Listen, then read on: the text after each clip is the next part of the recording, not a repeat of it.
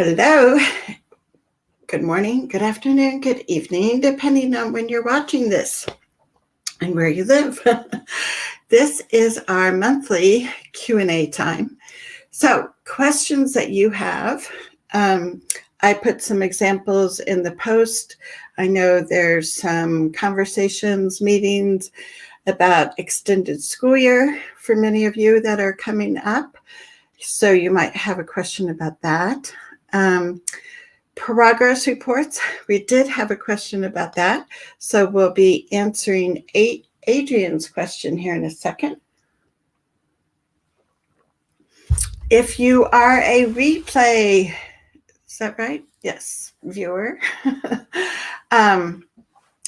Still know that you have time to type in your questions, because I come back to this my page and I will comment and answer questions that you have. So let's start with Adrian's. She wasn't able to be here, but I told her we would still answer it. So she has a question about progress report. How much detail should be expected? Very little provided, and thinking a simple percentage isn't giving the full picture. Yes, I totally agree.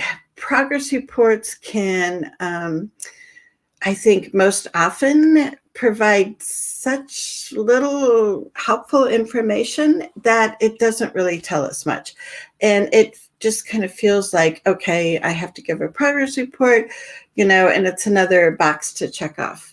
But we really want meaningful progress reports. So that needs to be a discussion at your IEP table, or Adrian's in Texas, so at the ARD table. Because you can be specific about what information you want to receive in the progress report, and also how frequently. The default is for districts to send out progress reports when report cards are due, but actually progress reports can come home more often. But Adrian's question is about, just seeing maybe like, your child is at the 70th percentile now, whatever the goal was, right? It doesn't tell you, to me, what I want to look for is what new skills does my child have? And so that almost goes back to how the goals are written. So if the goals are written with this percentage of accuracy, a lot of times that's what the special ed teacher is going to kind of latch onto. And especially if there's short-term objectives or benchmarks. And what really doesn't tell me much there either is they'll have like the first benchmark is the student will be up to 60% accurate. The second benchmark, the student will be at 70% accurate, and so on. And instead of measuring that when we look at short-term objectives, I think it's so much more helpful if we can look and break down the skills. So you look at the baseline, and if it's sight, words, and reading or whatever, and you see how many words a child's reading now, all of that good stuff. That's, and what I like, and then this is another aside, for sight words, I like them to give me a list of the words that the child already knows. But anyway, the idea is, or if it's a math goal, you break down that computation math goal and you say, yeah, by the end of the year, we want him doing this kind of multiplication. But guess what? We're back here at addition and subtraction. So one short-term objective or benchmark could be about computation with addition. Another benchmark could be, two-digit subtraction with regrouping. So identify the skills, because then when when the teacher does a progress report, hopefully they'll not only put the percentage of correct, but they'll talk about the skills that your child is learning. And that's what we want teachers focusing on, is looking at that big goal and how to break it down, and what skills do I want the child to learn by what point during the school year. So if your progress reports aren't very helpful, let me know in the comments. Or if you get really well-written progress reports, let's give you a shout out and let us know in the comments what makes it a meaningful report. So Adrian, what you could do is look at having that discussion at your next ARD meeting, and I think you have one coming up, and talk about what's going to be most meaningful for you. The other thing that some parents do is that they'll ask for a monthly report with work samples with the data collected. I was recently with a family, and the goal was about 2-digit subtraction with regrouping, and the teacher was saying, "Oh, the student, met his goal," and yet when the mom looked at the work samples were not 2-digit subtraction with regrouping. So it's always good to verify the progress that teachers are saying that your child is or is not making. So asking for work samples is an excellent way to double check on that. Asking for the data that they've collected so you can see what days the data was collected. In another case, the data was being collected every other month on the IEP, which is like too far away for me. I would like it to be, shorter increments. But what the teacher was doing was saying, "Oh, these past 3 days, he did so well on his math that we're going to say, oh, he met his goal." And it's like, no, the idea was the data points would be every other month. So you can't just collect 3 data points that were, consecutive in the school week and say that he met his goal. So there's all those little nuances of how things are written, not only in the goal, but instead of just checking progress report will be sent home when, to actually have a conversation and to get it written in the IEP so it is more specific. But let me know, do you guys have wonderful progress reports? And Corey had a question. So let me find Corey's question here. You guys put in your questions.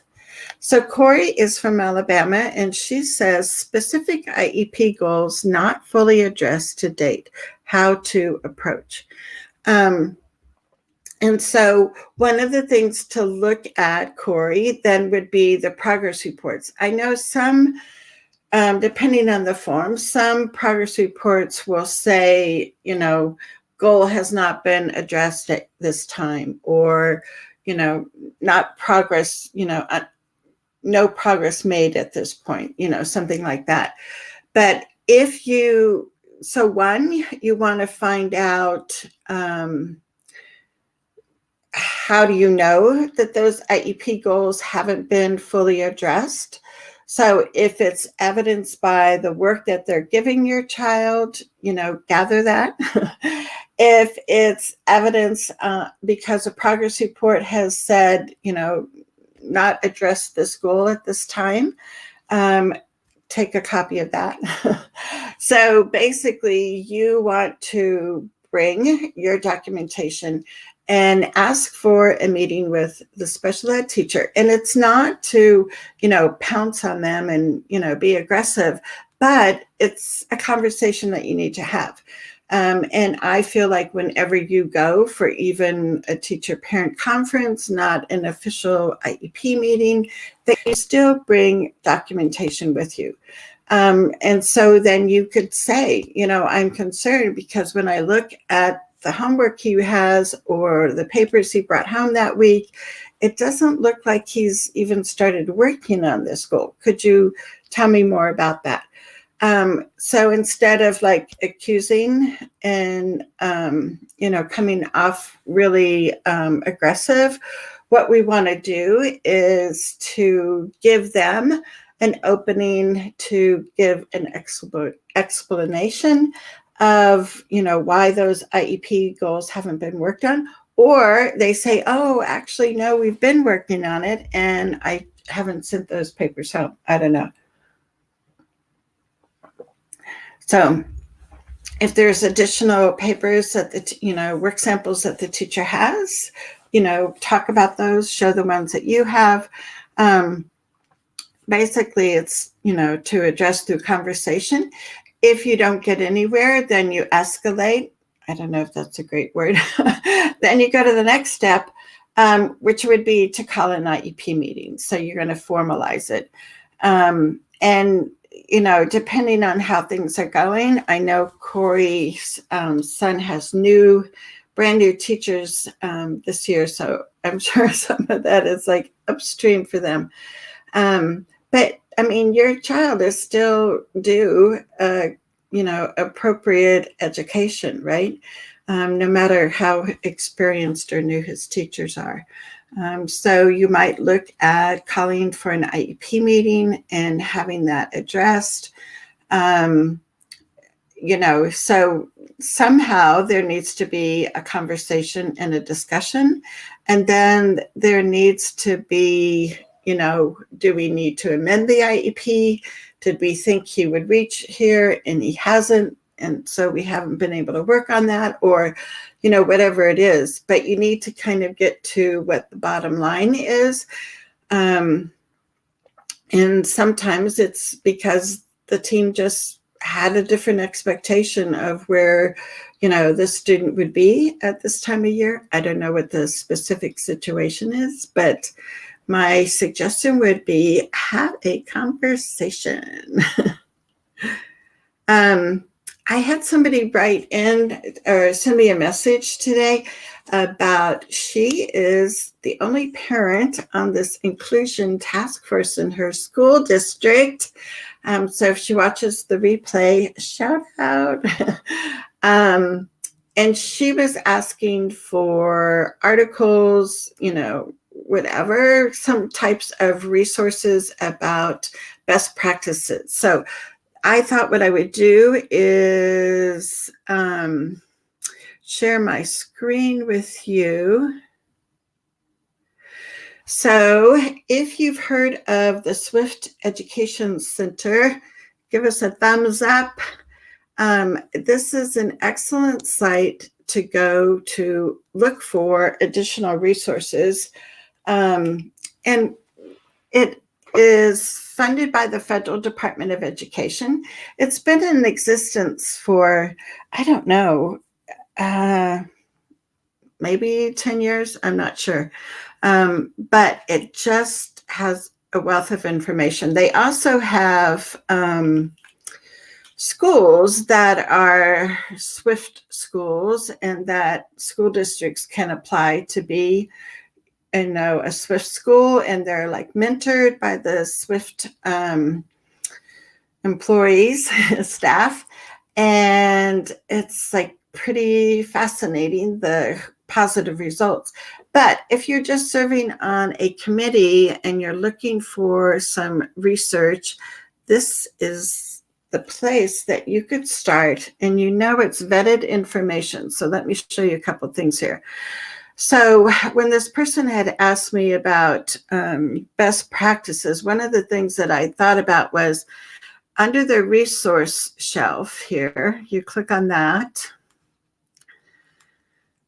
and you can put in a term. And so I think I use best practices, and it will search through.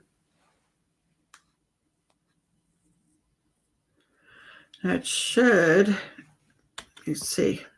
Usually it will come up with a list. Not seeing it. Of course, when you're on live TV, it's not going to work, right? But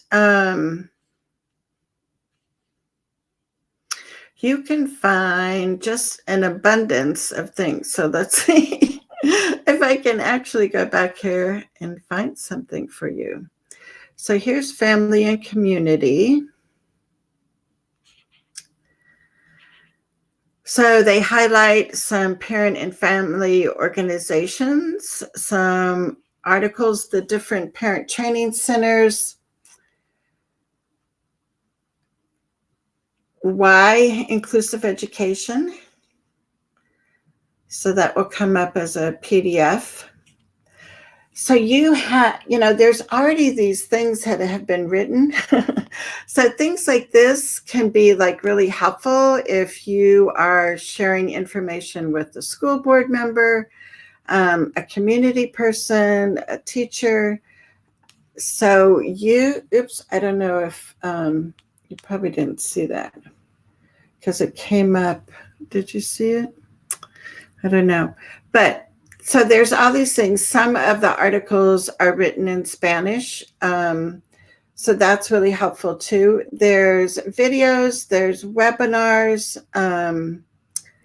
Let's go back here to the resource shelf.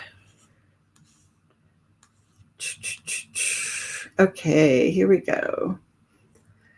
So, and these are like really, really good, right? These webinars with like wonderful people. Dr. Louie Lord Nelson, she's a member in our Facebook group, Universal Design for Inclusion. So you can go and listen to these wonderful webinars. So that's another, it won't come up here, but anyway. So I really recommend the Swift Center. Again, some of their things are in Spanish. Just for teachers, there's a lot of resources here. This one is about universal support, but it opens another window. But anyway, I would recommend using Swift if you're looking for some kinds of best practice resources. And it's focused on universal design and inclusion. So you'll really get some great, like I said, vetted resources there. So anybody, what's your question? What's going on? Ooh, Kimberly, hey, from Iowa. Okay, Kimberly. I am at work, so can't add to conversation, but will listen to replay. I have one question about the recent progress report I got from the school SLP. All that was given was his graph. She emailed he had off weeks, and that they were working on W and Z sound. I feel it's very minimal. What do others get in this related service area? What questions can I ask for her to give me a more meaningful progress report? It's cool. So Kimberly, great question. So if you guys,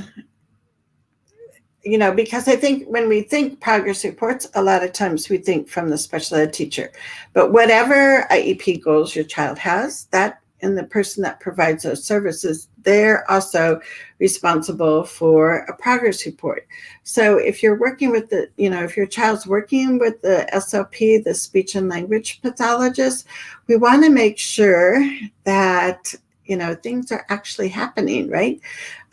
So one thing that you can do, sometimes people get defensive, but one thing you can do is to ask the SLP to also give you monthly copy of their service log. And so you can see what they've been working on that way. Sometimes people don't like to share that with parents. So that might be, a conversation to have with the SLP. And if need be, you could also ask for some clarification from your special ed director. Excuse me.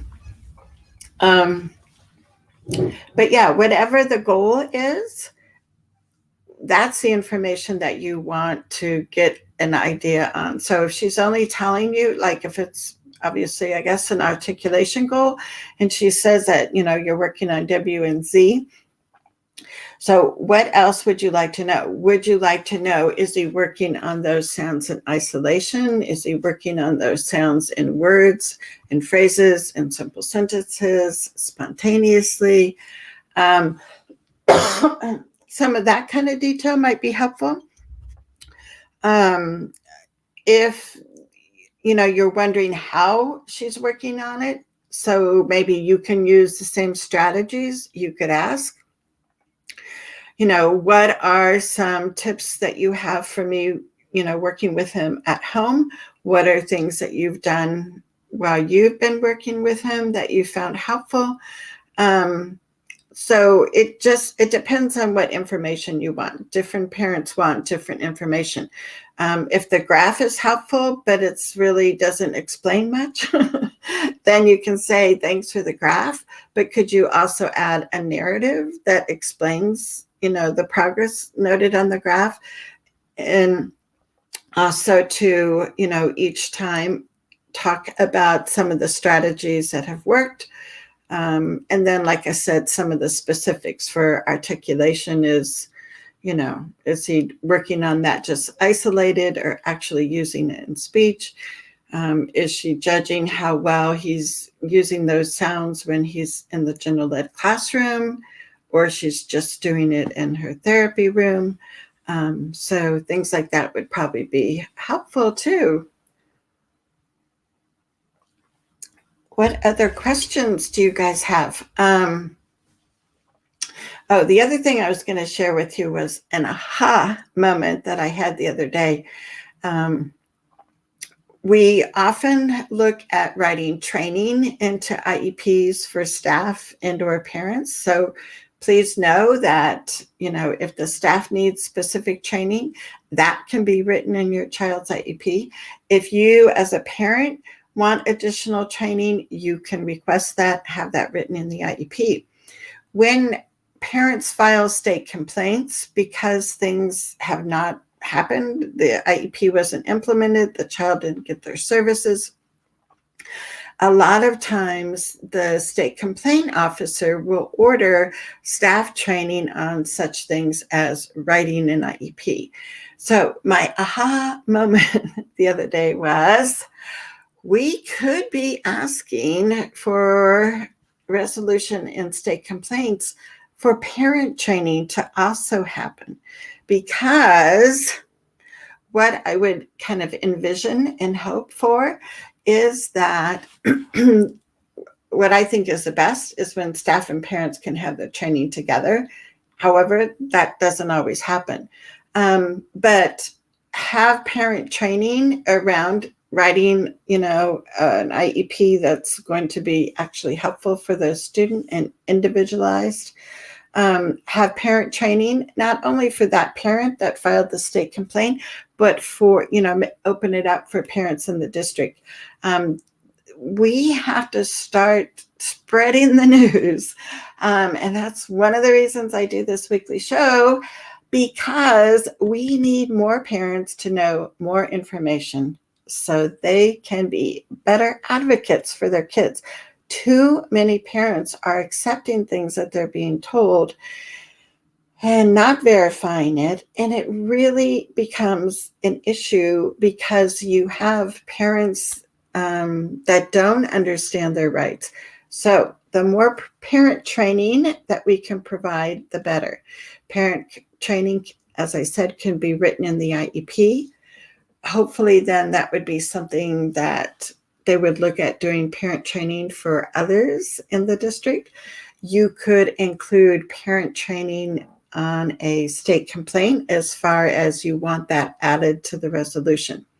Now, the whole other conversation, though, about trainings is you really need to have them specific. I know I had posted something in a closed Facebook group for attorneys and advocates, and one of the advocates said, wow, yeah, it's like training, and they passed out an article for teachers to read. Teachers had to initial the article to show that they had read it, and that was their training.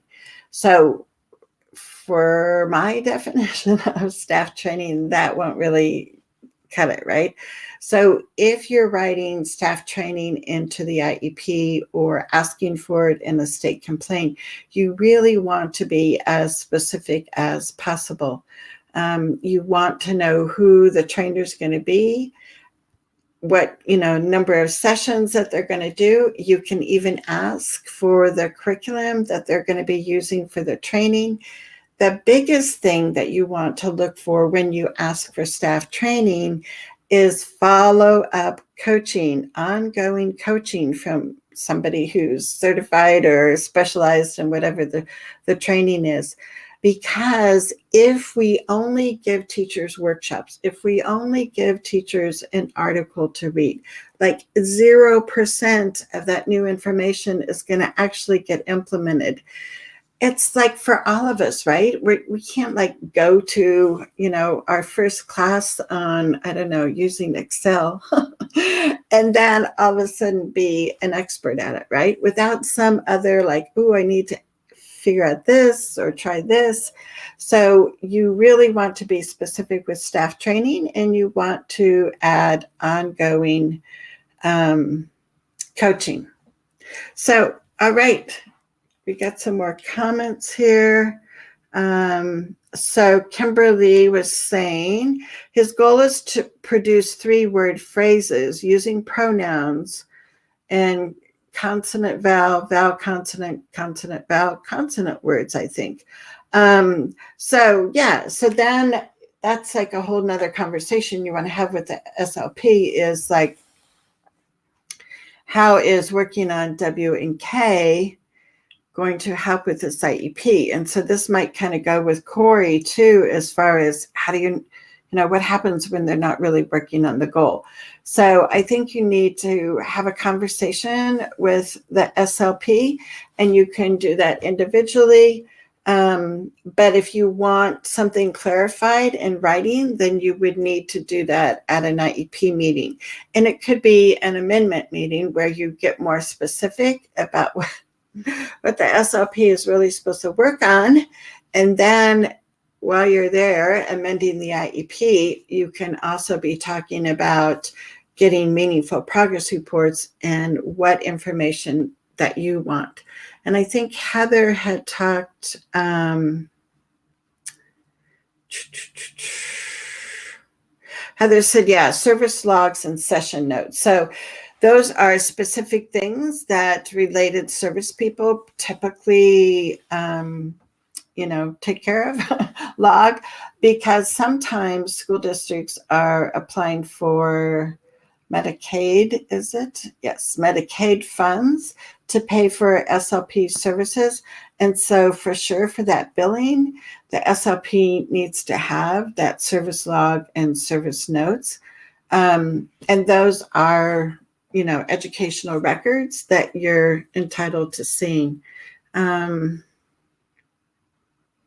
Heather says, are there pros or only cons? So Heather, let me know what you mean there. Corey came back. So let's see.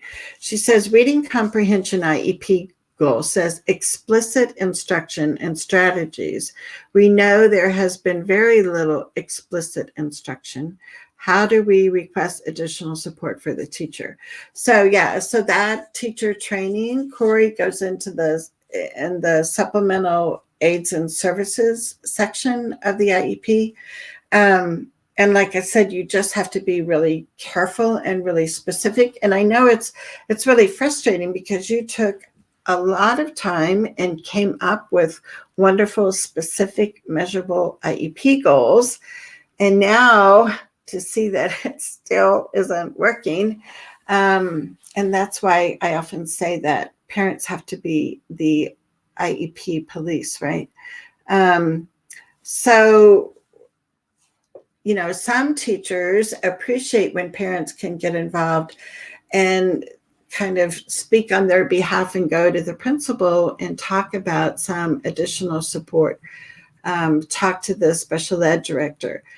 But you don't want to just have this verbal discussion. It really needs to come back to the IEP team, and the IEP would need to be amended to add the staff training. So I'm not sure when you hopped on, Corey, when I was talking about specifics, but who's going to do the training? What's it going to look like? What's the curriculum? How many sessions? Who's going to be required to go? And then the important, what's the ongoing follow-up coaching going to look like? And so usually in the optional statement of service delivery is when the specifics about training can be written there. You might have some draft language that you want to share with them ahead of time to kind of get their wheels turning, because not many parents ask for staff training, and the school probably isn't used to figuring out where do we even put this in the IEP. But the services for the child are the ones that we focus on, right? But in IDEA, the federal law, it does talk about also support for the staff that works with your child. And so it sounds a little strange to kind of put staff training in an IEP, but that's where you want it. You want it in writing. And then, I don't know, look at, Corey, my guess is you've been having ongoing conversations with the teacher, but to look at, what the curriculum is, and if the teacher has training in that. If it's something like the Wilson program, teachers need to be certified in that, and that's more than just going to the first 3 classes or whatever. But yeah, so if they have a reading curriculum that isn't built on explicit instruction, they need to recognize that they've got to get something else in for other students that need that explicit training. So that would be another conversation, is what kind of reading program. And I don't know, Corey, if you have an idea of the reading program that they're using now or not. Let me know in the comments. Let me see if I missed anything. Oh, okay. So here's from Heather. Is there a protocol that schools should follow after mailing a parent that their child had scissors and looked like they were cutting their wrists? Child has a history of suicide attempt. School didn't do anything about it, but called mom to come to the elementary school. So yeah, that's a pretty serious thing. Usually whatever the protocol is, it will be determined on the district level. So yeah, there should be some kind of written documentation of this, and it should go home to the parents. Some school districts will have a policy that it would be written up and go home within 24 hours of the incident. So if the parent could look for the school district's board policies and you do some searching in there to find out if there's a board policy that is in place for that. I would think some would be, right? And so, I think the parent should expect to get something. She could start with a letter to the principal saying, I'm concerned that I never got an email. I'm wondering what the district policy is. Can you please share that policy with me? And let the principal do the digging in the board policy book. But yeah, I think you need to follow up, because they need to be alerted that there might be some glitch in their communication system around things like that. Karen is here. Hey, Karen. She says, I would think it's easier to provide service logs notes than it is to create additional documents. So what do you mean by additional document? Like having the progress report modified or something, or more specific? And yeah, I mean, you would just, and then the other thing that you would have to look at is when you get the log or the service notes, are they very meaningful?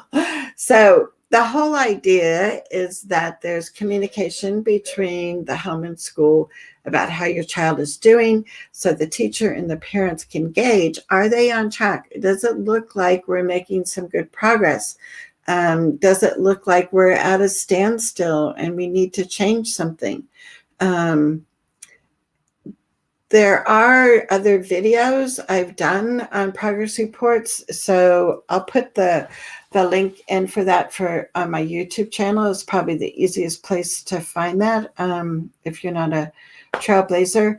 But yeah, so the easiest way is going to be just to have the SLP make a copy of what she already writes down, right? Because there's no, other than the copying, there's no extra task that you're asking her to do. But once you get the logs and the notes, if they still don't tell you anything, then you want to go back and have that conversation about, could you also tell me this? Can you give me an example of this? Can you show this? I mean, those are the kinds of things to me that are going to be helpful, is show me how you collected the data, show me work samples. And then I also like to hear that kind of qualitative report from a teacher or a therapist about how they see their child doing. So I always like to kind of combine the quantity or the quantified data, but also qualitative data can be really helpful too. So Heather says, to the topic of Baker Acts, and I'm not sure what the Baker Acts are. I have a couple popping in my head, but I'm not sure. The ones I'm thinking of don't relate to school. So let me know what the Baker Acts are. Heather says that she hasn't been able to find Sarasota's policy. So then I would ask, ask the principal for, where's the board policy that gives a protocol of what to do in this situation? And like I said, have the principal do the legwork and find it. If he's unable to find it, then you might, if the child's on an IEP, ask the special ed director. You could call the central office and ask the superintendent's secretary where you would find that policy. So yeah, there's, people within the school and the district that you could get in touch with, and they can help you find that. All righty. I want to make sure I'm not missing anybody. So next week is my 150th Facebook Live show. So we have some surprises planned. I hope you will be with us next Thursday at noon Mountain Time. In the meantime, if there are more questions that come up, if you would like more clarification or resources, type it in the comments and I'll be back to see that again. So thank you for being here. Have a wonderful week, and we shall see you next Thursday. Bye-bye.